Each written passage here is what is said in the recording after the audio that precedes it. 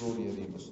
Vamos a abrir entonces, hermano y hermano, la palabra de Dios en el libro de Apocalipsis, capítulo número 20. Estamos en lo que son los temas, los eventos del futuro, y ya estamos en lo que es el tema de los juicios finales. Capítulo número 20 del libro de Apocalipsis. El versículo que leemos es el versículo número 11.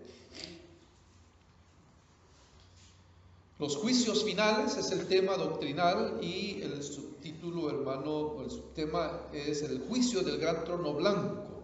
Versículo 11 nos dice la bendita palabra de Dios: y vi un gran trono blanco y al que estaba sentado en él, de delante del cual huyeron la tierra y el cielo, y ningún lugar se encontró para ellos.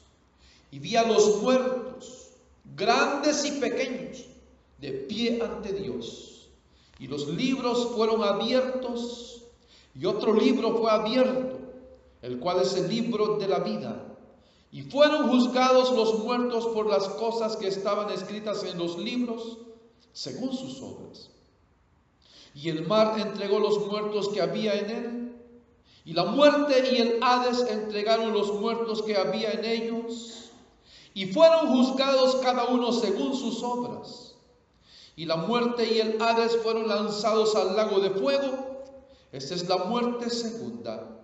Y el que no se halló inscrito en el libro de la vida fue lanzado al lago de fuego. Amén. Hasta ahí dejamos la porción para este inicio de este tema, los juicios finales. Ya hemos, hermano y hermana, avanzado en lo que serán juicios finales, juicios importantes, donde indefectiblemente Dios va a juzgar a todos, incluyendo la iglesia misma, hermano. La iglesia va a ser juzgada en cuanto a su servicio, y de acuerdo a su servicio que haya prestado a Dios aquí en la tierra, así dice la palabra de Dios, también cada uno recibirá galardón de Dios. Para los incrédulos, hermano, la cosa es muy distinta y difícil, porque este juicio del gran trono blanco no va a determinar si el incrédulo podrá ser salvo o si se le va a dar otra oportunidad para ser salvo, sino que en este juicio se determinará el grado de castigo que cada uno merecerá. Es importante eso, hermano, porque Dios es justo y Él dice que Él va a juzgar a los hombres con justicia. Que Dios no va a juzgar a capricho, Dios no va a juzgar, hermano, con un sentimiento malo hacia ninguna persona, sino que, hermano, Dios va a juzgar de acuerdo a las oportunidades, de acuerdo a las obras que cada uno, hermano, tuvo la oportunidad de hacer, para que sean sus obras mismas las que hablen, hermano, y las que determinen el destino final de las personas. Digo determinen el destino final refiriéndome al grado de castigo, ya que todos van a ser condenados.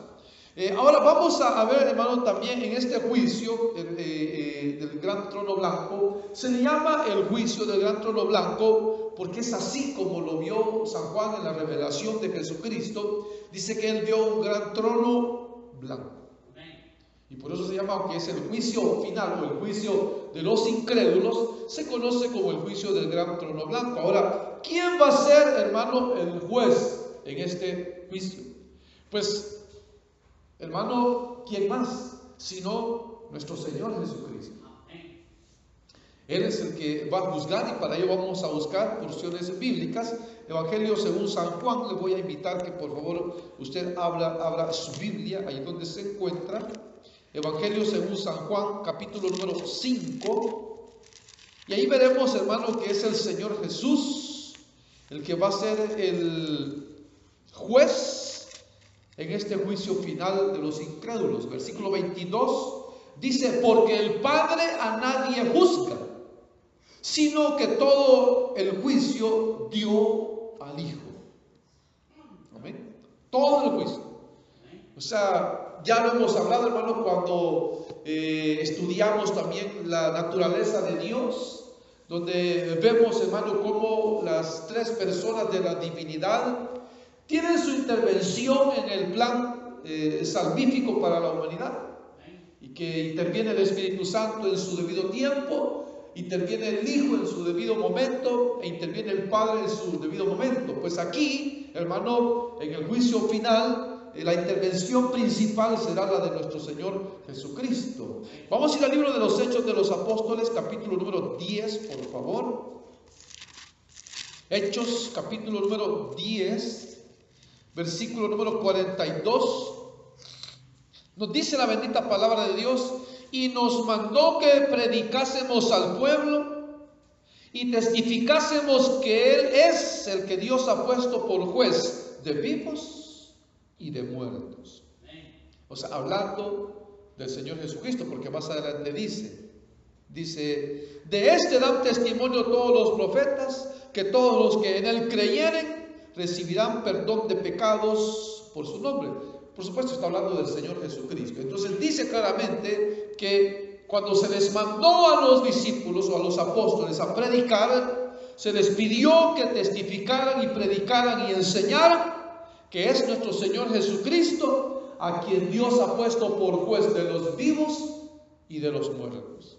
Así que no hay, hermano, no va a haber una excusa, no se puede esquivar, hermano, al Señor Jesús, aunque los hombres nieguen de su existencia, nieguen de su divinidad, nieguen, hermano, de su posición como redentor. Un día, hermano, todos los incrédulos van a estar delante de Dios. Capítulo número 17, por favor, del libro de los Hechos.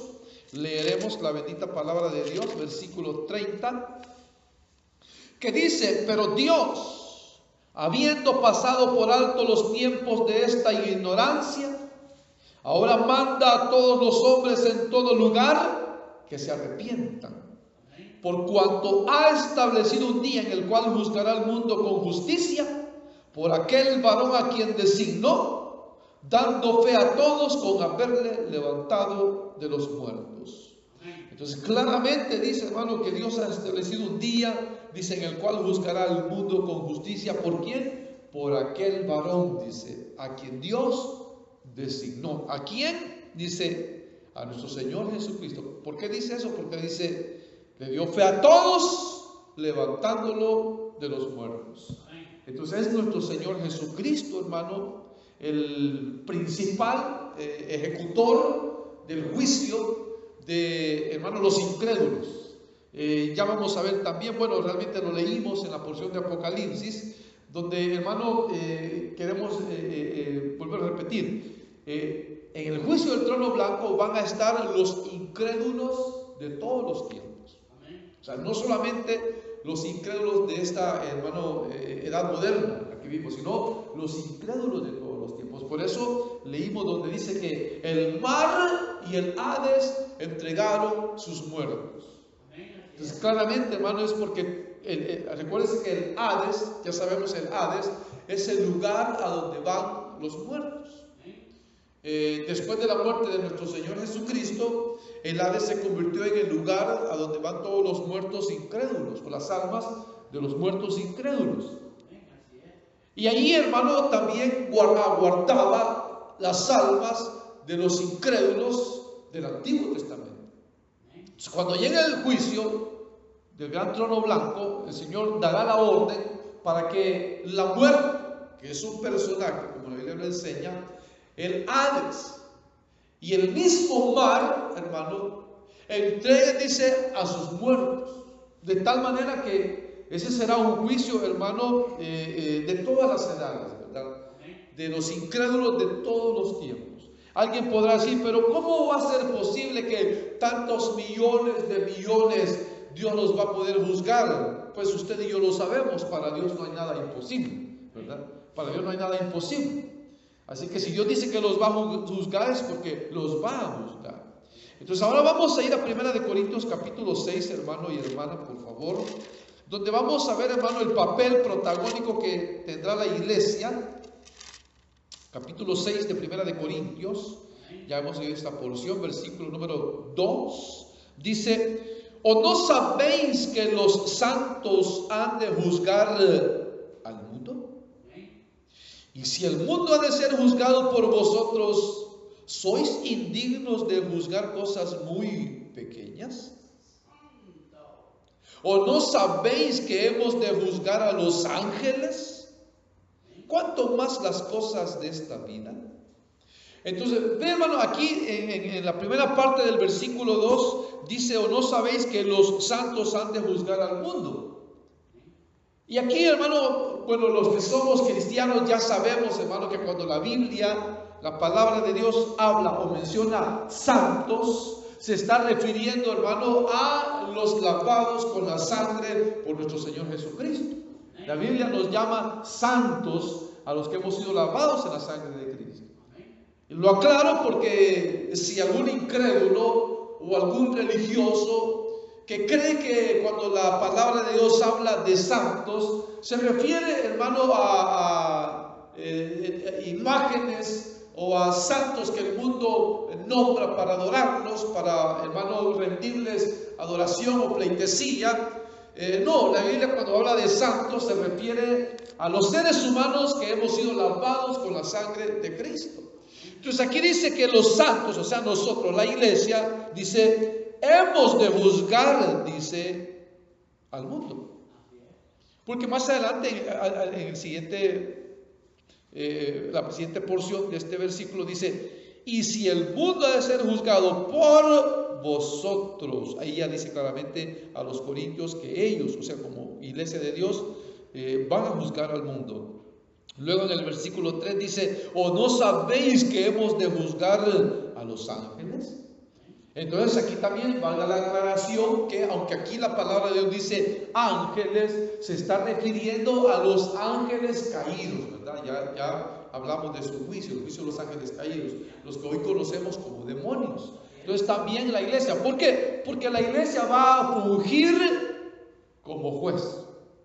Ahora, la iglesia no va, hermano, a dar el veredicto final, sino que la iglesia va a estar, aunque como jueces, pero, hermano, apoyando toda decisión de nuestro Señor Jesucristo. O sea, que el Señor no nos va a decir, bueno, ¿qué dice la iglesia? ¿Lo condenamos o no? No, el Señor va a decir, bueno, esta persona, de acuerdo al libro, a las obras que se escribieron de su vida misma, dice que merece este grado de castigo, así que usted se va a ir a tal lugar de castigo. Y la iglesia, por supuesto, dice, amén, así tiene que ser.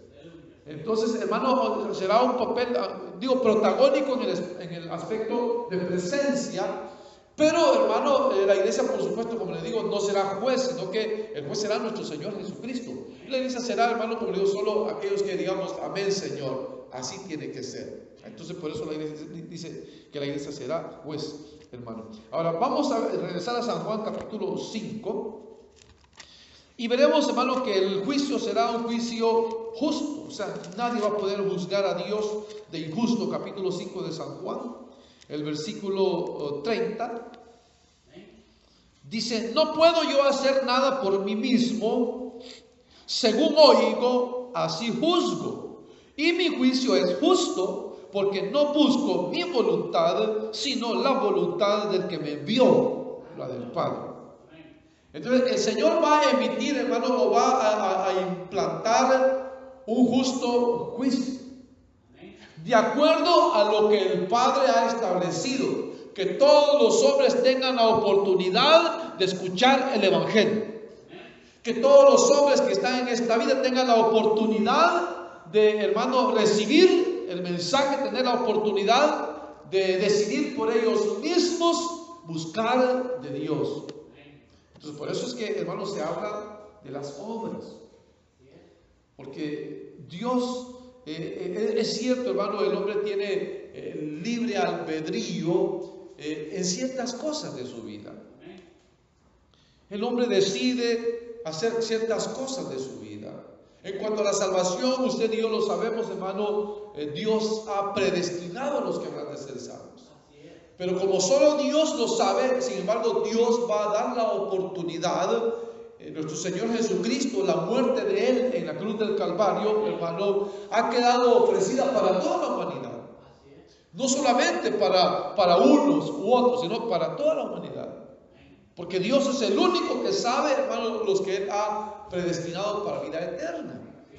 Pero entonces, hermano, Dios va a juzgar, el Señor Jesús va a juzgar a los hombres conforme a lo que el Padre ha establecido en eso, en la presentación, en el ofrecimiento, en la oportunidad que cada ser humano tuvo en vida para, hermano, buscar de las cosas del cielo. En base a eso es que nuestro Señor Jesucristo va a juzgar. Aquí adelantito vamos a ir al capítulo número 8 de San Juan, hermano y hermana.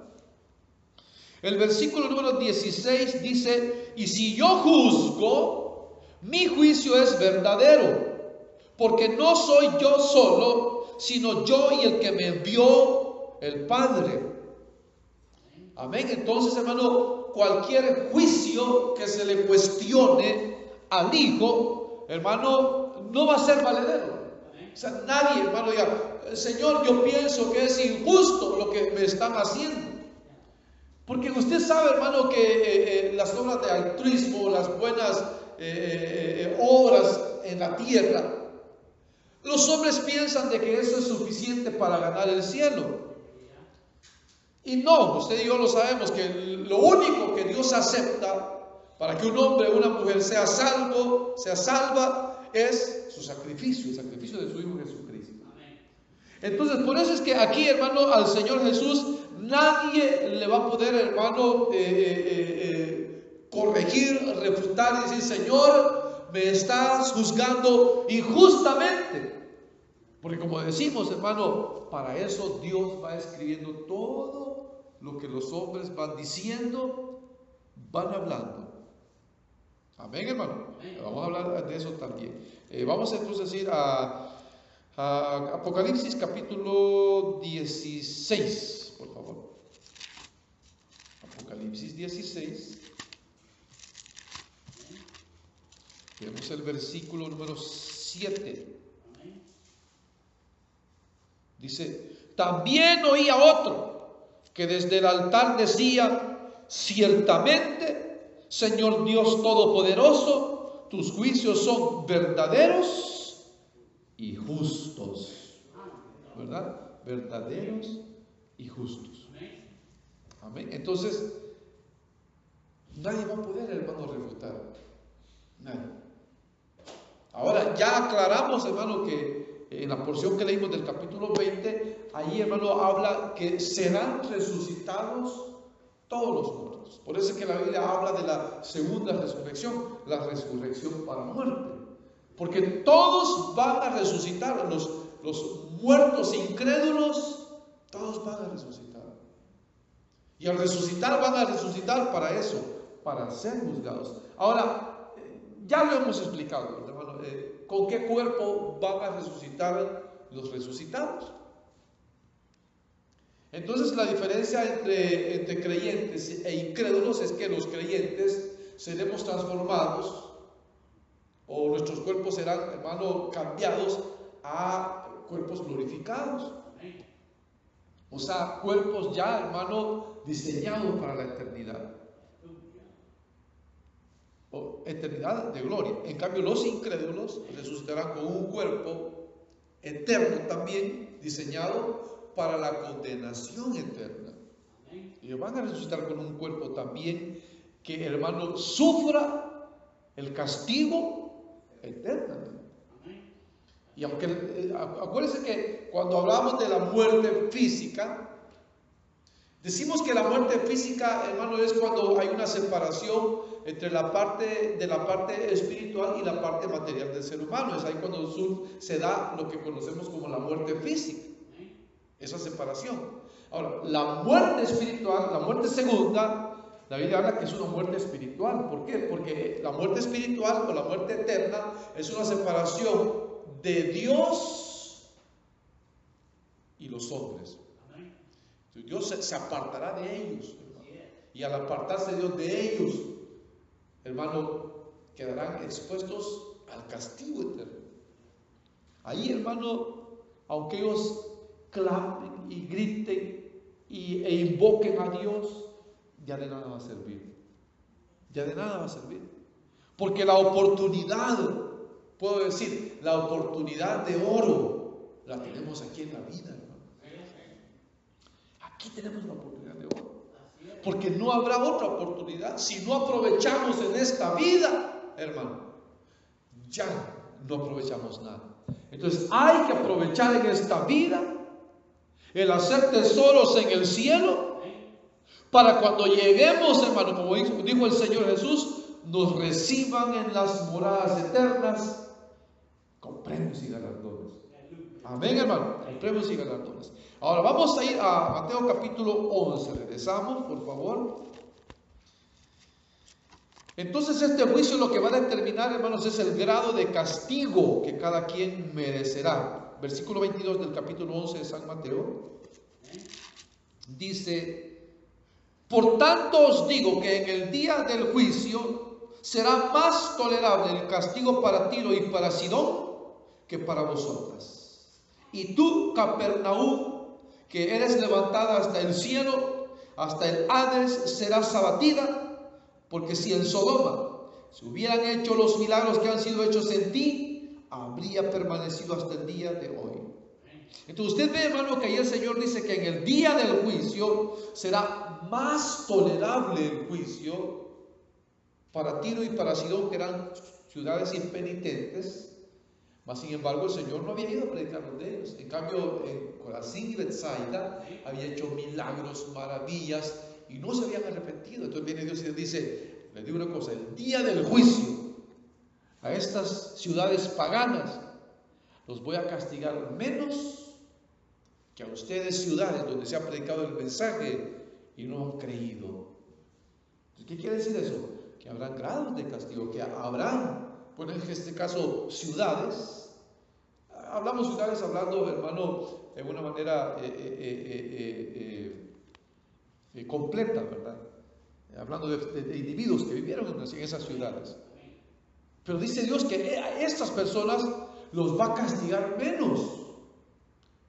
Quiere decir que en el lago de fuego, en el infierno, hermano, habrá secciones donde las personas merecerán ir. Entonces Dios va a decir: en esta sección van a ir los ciudadanos de Tiro y de Sidón, y en esta van a ir los ciudadanos de Corazín y Betsaida. Van a recibir más castigo. Entonces el juicio del gran trono blanco determinará el grado de castigo que cada persona va a recibir. Amén. Por eso lo dijo el Señor ahí. Amén. Leemos entonces, vamos a ir a San Juan capítulo 12. Muchas personas han escuchado la palabra de Dios, ¿verdad, hermano? Y no la han querido creer. En cuanto a esas personas, habla el Señor en este capítulo 12. El versículo número 48 dice: el que me rechaza y no recibe mis palabras, tiene quien le juzgue la palabra que he hablado. Ella le juzgará en el día postrero. Entonces, fíjense, hermano, que aquí usted ve, hermano, la salvación por obras ni se menciona, ¿verdad? En cambio, la condenación por obras sí se menciona. O sea, el rechazar, el no obedecer la palabra, el no creerla, hermano, es una obra de incredulidad, pero es una obra. Y entonces Dios dice que en el día del juicio lo que va a juzgar a las personas es eso. Cuando ellos digan: Señor, a mí nunca me hablaron del Evangelio, no tenía tiempo para ir a la iglesia, estaba muy ocupado, Señor, trabajaba mucho por mantener a mi familia, y miles de excusas que van a poner los hombres. El Señor le va a decir: miren, ahí estaba el testimonio de mi palabra. De mi palabra. Porque fíjense de que la gente piensa, ¿verdad?, que por no ir a la iglesia ya se esquivó de Dios, ya Dios no le va a decir nada, no le va a reclamar, pero nunca fue a la iglesia, entonces no lo voy a condenar. No, sino que dice Dios, como yo sé cómo es el hombre, que va a poner excusas para buscarme en la casa donde yo me manifiesto, entonces viene Dios y deja su testimonio impregnado en el universo. Entonces dice Dios, si no quieren ir a la iglesia y escuchar mi palabra, entonces van a escuchar la palabra que Dios habló el día de la creación. Y entonces por eso dice Romanos, dice, todo, dice, el eterno poder de Dios, su deidad, su poderío, se hace visible por las cosas creadas. De modo que no tienen excusa. O sea, no va a haber excusa que los hombres digan, bueno, yo no, como nunca fui a la iglesia, no tengo responsabilidad, no tengo compromiso. Hermano, compromiso tiene el ser humano desde que nace. Desde que nace. Alguien dijo que el hombre tiene un compromiso desde que llegó a una iglesia. Yo me voy, hermano, aún más al extremo. Yo digo, el hombre tiene compromiso desde el momento que nace, tiene compromiso con Dios. Porque ahí está la mano poderosa que tuvo misericordia de traerlo a este mundo. Entonces, aunque los hombres, hermano, digan, no, pues yo creí que la luna, pues decían que habíamos sido creados por la materia, por eso yo no creí que ahí estaba Dios. Yo voy a decir, pero ¿y tú, ser humano? ¿Cómo pudiste pensar que fuiste creado por simplemente cambios evolucionativos? ¿Cómo? ¿Cómo pudiste pensar que ibas a ser descendiente de un animal, de un primate, si Dios lo que hace, lo hace perfecto, hermano? Dios no dijo, bueno, voy a hacer al hombre, pero no, voy a hacer un animal y entonces ahí que vaya evolucionando hasta que llegue a ser hombre, un ser pensante, un homo sapiens. Dios dijo, el hombre, la corona de la creación, y para que se deleite en Dios, lo vamos a rodear de belleza, de hermosuras, de delicias, para que se deleite. Entonces, hermano, cuando el hombre esté delante de Dios, además de las obras que se les van a anteponer, sus obras mismas, se les va a poner la palabra. Y va a decir, ¿usted sabía quién creó el universo? Va a decir, no. Va a decir, yo. ¿Usted miraba la luna? Sí. ¿Las estrellas? Pues sí. Si me inspiraban a cantar, yo lo creé. ¿Usted tenía animales en su casa? Sí. Tenía caballitos y vaquitos. Yo los creé. Entonces, hermano, no hay excusa. Porque la palabra hablada por Dios, toda palabra que salió de Dios va a ir en contra de los seres humanos. Toda palabra. Amén. Vamos a buscar otra porción, por favor. Vamos a regresar aquí a San Mateo capítulo 12. San Mateo 12. Y vamos a ver entonces 36.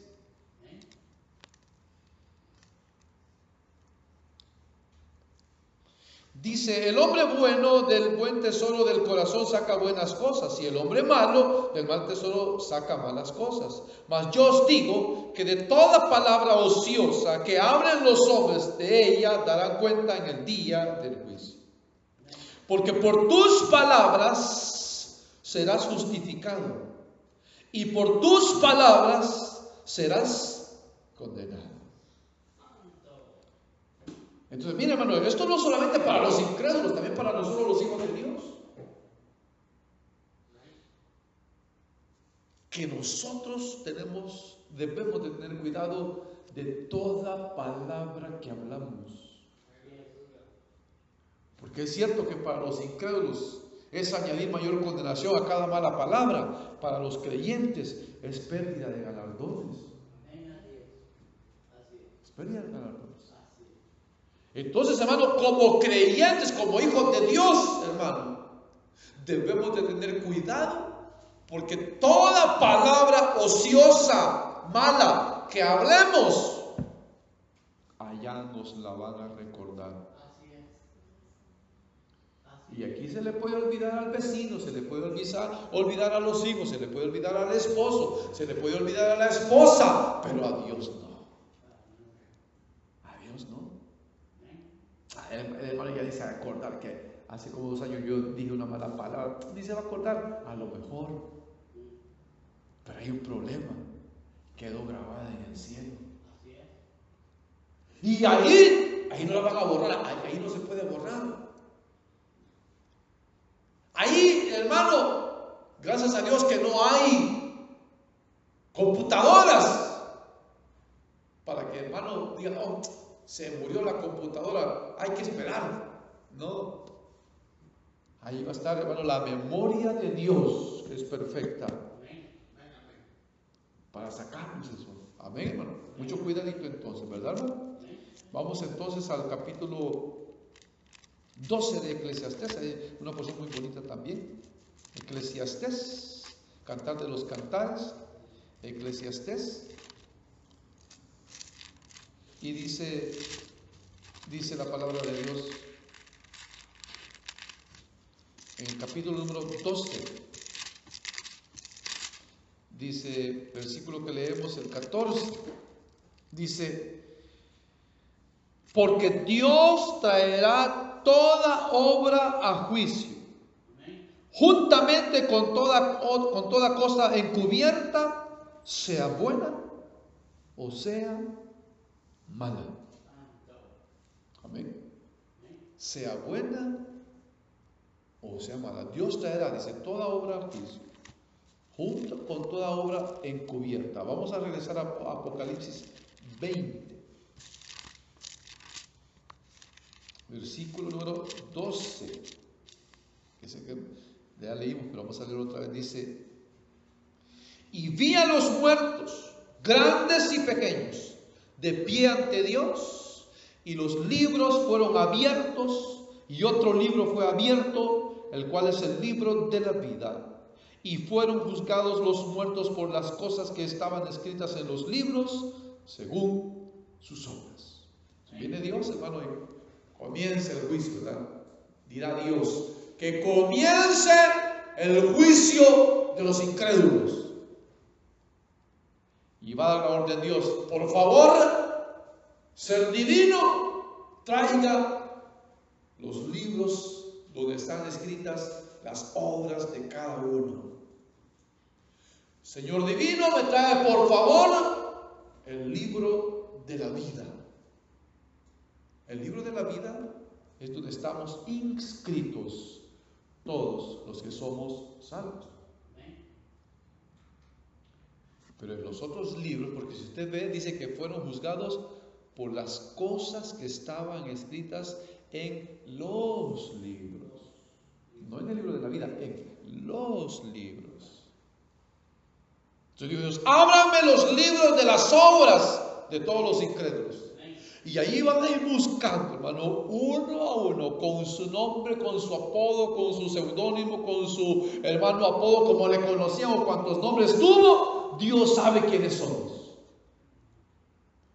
Y aunque hay gente que pretende cambiar de todo, hermano, que se hacen cirugías, que se ponen, hermano, el cabello rubio, que se ponen ojos azules, que, hermano, ya no quieren hablar un idioma, solo quieren hablar otro idioma, hermano, aunque se quieran esconder bajo cualquier, hermano, personalidad, Dios sabe quiénes somos.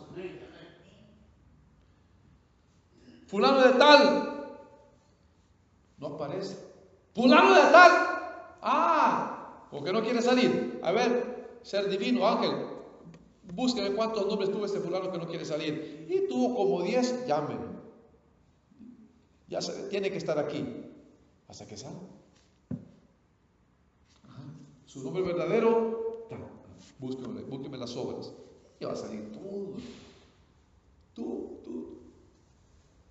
Lo que pensó, lo que no pensó, lo que dijo, lo que no dijo, va a salir ahí. Y entonces, como le digo, como la gente siempre quiere excusa, la gente dice, Señor, si yo iba a la iglesia, un día yo entré a la iglesia y te entregué mi vida, te acepté como mi Salvador. ¿De verdad? Sí, Señor. Hubo una campaña donde en el pueblo donde yo vivía, llegó un evangelista y ahí me entregué al Señor. ¿De verdad? Cuando estaba enfermo en el hospital, llegaron unos hermanos a evangelizarme y ahí me entregué a Cristo, Señor. ¿De verdad? Sí, te entregué mi vida, Señor. ¿Y cuándo fue? Tal fecha. Fíjense, como los hombres siempre le ponen excusa a Dios. Pues no hay problema. Si usted lo hizo, su nombre debe de estar en el libro de la vida. Si no está en el libro de la vida, lo siento. Y entonces dice, y el que no se halló inscrito, el versículo 15, en el libro de la vida, fue lanzado al lago de fuego. Ya le repasaron todas las obras. Sí, Señor, es cierto que yo fui malo y maté y esto y lo otro, sí, lo reconozco, pero también reconozco que yo me entregué, te di mi vida, Señor. No fui un gran cristiano, pero te di mi vida. Así, Señor, es fácil. Aquí tenemos el registro. Ahí está el registro. Eso no miente. El ángel que está aquí lo leerá, lo buscará, y si no se le encuentra, su destino, el lago de fuego con azufre. Y lo buscará. Revés y derecho. Búsqueme también por el Apolo, como decía. No está. El nombre que usé en tal país, tampoco. Entonces, como no está en el libro de la vida, será lanzado al lago de fuego. Ese es el destino final. El destino final de todos los incrédulos. Ahí llegarán todos, ¿no? Si en esta vida gozaron, disfrutaron, derrocharon lo que hayan hecho, ahí estarán toditos, grandes y pequeños, dice. Delante de Dios, todos estarán ahí. Nadie se va a escapar de Dios. Amén, hermano. Vamos a ver otras porciones solo ya para finalizar el capítulo 17 de aquí de Apocalipsis. Dice, versículo 8, dice: la bestia que has visto era y no es, y está para subir del abismo e ir a perdición. Y los moradores de la tierra, aquellos cuyos nombres no están escritos desde la fundación del mundo en el libro de la vida, se asombrarán viendo a la bestia que era y no es y será.